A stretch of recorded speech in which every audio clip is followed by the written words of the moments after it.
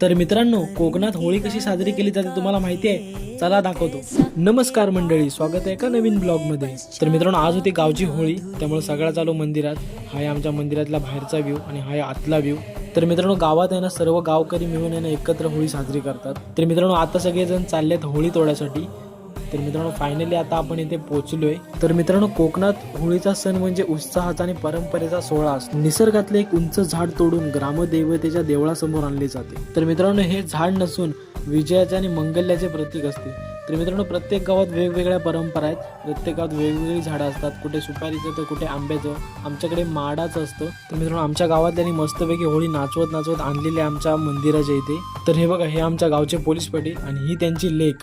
तर मित्रांनो, थोड्या वेळाने होळी वगैरे उभी झाली आणि अशा तऱ्हेने आमच्या गावची होळी एकदम व्यवस्थित पार पडली। बाकी व्हिडिओ तुम्हाला कसा वाटला मला कमेंट करून नक्की सांगा। व्हिडिओ आवडला असेल तर लाईक, शेअर, फॉलो आणि सबस्क्राईब नक्की करून जावा। Bye bye.